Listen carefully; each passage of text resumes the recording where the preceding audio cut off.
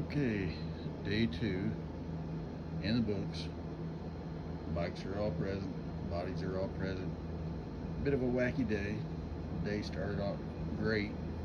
Dirt ride. Got up into the mountains outside of Blanding, Utah, heading over towards National Bridge's monument. And we were up on a high road. Sarah was doing really good. She'd ridden over a whole bunch of technical stuff. I mean, she'd ridden some really hairy switchbacks. You know, early in the day, we got into some fun switchbacks that dipped into a canyon, came back up.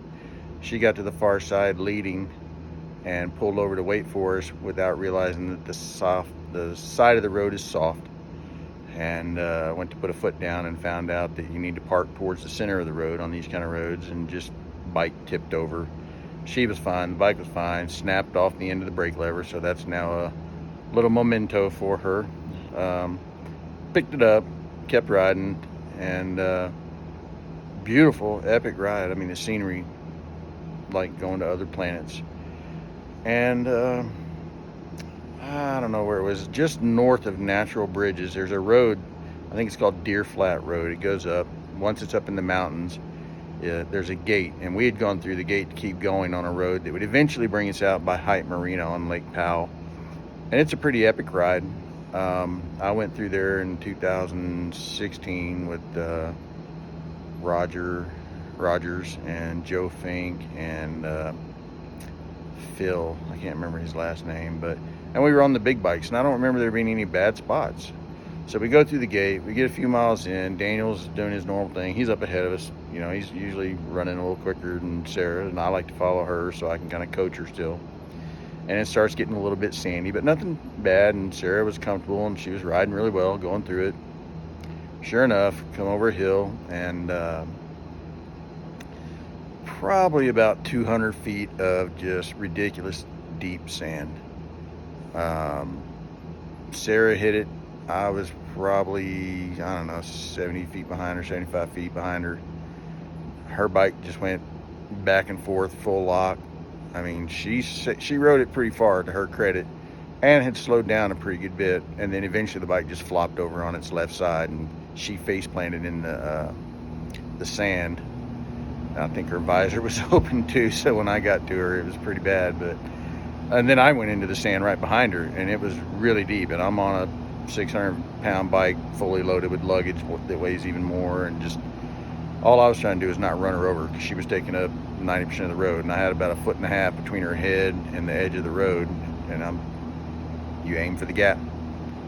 I was just thinking, don't land on her head, don't hit her head, don't fall over on her, because she wasn't getting up in a hurry. Her leg was snagged on the mirror on her bike. Her pants were snagged. She couldn't get up. So I managed to get around her, managed not to fall over, managed to park, got off the bike, ran back to her. It starts to rain. It's 65 degrees. That actually turned out to be a good thing, because it wasn't pouring, and it really felt good. It was because we were hot. It was a beautiful ride up through the aspen trees, real cool canyons, just amazing ride. And I checked her over, and you know, she didn't have any horrible pains. I didn't see any protrusions. You know, she wasn't bleeding anywhere. I was able to unsnag her, but there was no way I could pick up her bike with all the luggage on it in that deep sand. I just couldn't get under it, and couldn't get the bike to quit moving when I tried to pick it up. So we were stuck. She wasn't in any condition to help me pick it up. She was kind of upset, but calm. I mean, she was remarkably calm given the situation. So I helped her get her jacket off, get her helmet off once we were sure her neck wasn't causing her any weird pains or anything like that. And just had her lay down and catch her breath and let the adrenaline come down. And, you know, take pictures, got to take pictures, shoot some video. And it took forever for Daniel to come back. Well, the problem was he had gone just a little bit further ahead and stopped to wait for us to take pictures. And then when we finally didn't show up, he came zooming back up, and you know, we got the bike off of her. The handlebars were not bent, but there's bar risers on the handlebars, and that lets the bars come up and back a little bit, but they can move. So those had kind of twisted, so we had to beat on that with a rock and a stick to get it straight enough to get a wrench on it to loosen it and get it back where it needs to be. So everything was fine. You know, her blinker popped off, but we popped that back on. A little piece of the fairing, it's like a wind deflector, snapped off. Not a big deal. So the bike was fine. So we just took our time, sat down, drank some water, let her calm down, let me calm down. And then Daniel got her bike turned around, and you'll just have to watch the video of that when he gets it turned around, because I told him to walk it through the sand to the other side back to firm ground, and he didn't walk it.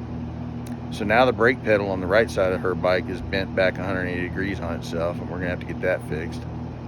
Meanwhile, my bike, the fork seal on the left fork, every time I hit a good bump, shoots oil up through the fairing, up through the dash onto my gas tank. It's dripping down on my front tire. It's dripping down on that left brake rotor. Not good. You know, I just replaced that fork seal, so I must have screwed something up.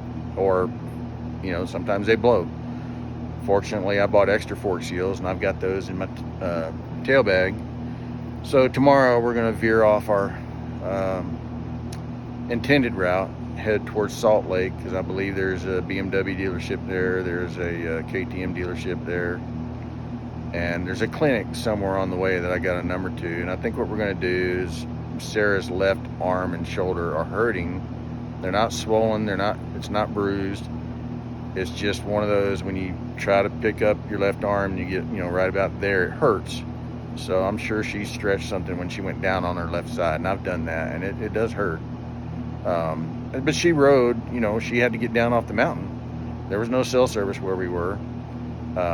So she rode it down off the mountain, did a fantastic job, went down some really steep switchbacks. No problem. Then we went through Natural Bridges Monument. She rode that little tight, twisty road, no problem. And then we hopped on Highway 95 and ran up to Hype Marina and found out that there's no gas available there now because the general store is closed. Which is good to know, because it's a long way from Blanding up Highway 95 to Hanksville, where we're at now. But we had enough gas to get here, about 20 miles to spare. The bathrooms at the ranger office were open, even though the ranger office itself was closed, despite the fact that they were bragging about all the updates they'd done with our tax money. And then we rode up through the canyon on Highway 95, which is just you have to see it. It's an amazing canyon. I mean, it's unlike any other place around. And then we pop out the other end of that canyon, and we got about a 20-mile run of 95 degree, no shade, brutal sun. And she toughed it out and got here to Hanksville, and we stopped at a really nice gas station and got burgers and got milkshakes, and she's in good spirits. She's been doing ibuprofen, and we had her ice packs on her arm. She said that really helped. She's able to sleep on her left side, and it doesn't hurt, so that's a good sign, because when I did it, there was no sleeping on my left side. But we're still going to get it checked. We just want to be sure. You know, 2 days into a trip, you want to be sure. And I got to get my bike fixed, her bike fixed, whatever. Daniel, you know, fortunately, when he went down on her bike trying to get it back through that sand, he had slowed down quite a bit before he finally fell over. And he was pinned by the bike. He couldn't get up. He was laying face down with his foot under the back of the bike and the luggage, and we had to lift it off of him. But, you know, he's pretty limber. He does gymnastics and stuff all the time, and he's also 17, you know. I mean, geez, when I was 17, I could do that and survive it. Nowadays, it would hurt. So we're good. You know, we got a nice hotel that wasn't too expensive right next to the place where we had dinner. Then met a really cool couple from Germany. You know, I asked him where he got the beer, and he's like, my cooler, you want one? I was like, okay. So sat down and visited with him and his wife, and it was Clemens and Maria, I believe. And they look like they might be in their mid to late 30s, and they're both teachers in Germany.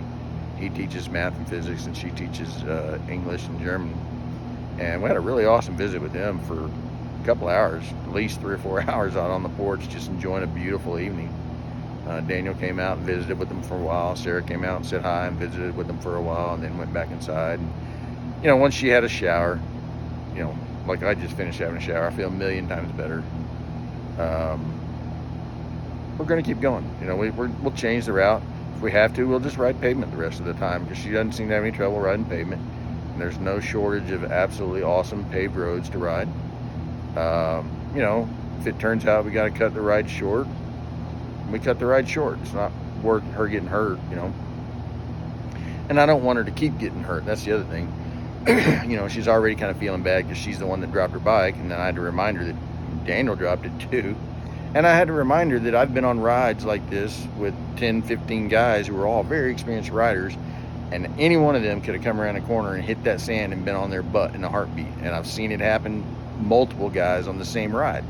So she's on a fully loaded bike with luggage, and she did good, you know, especially getting her mojo up to get back on the bike after that and ride it down off the mountain on those switchbacks. That's pretty awesome. I'm really proud of her.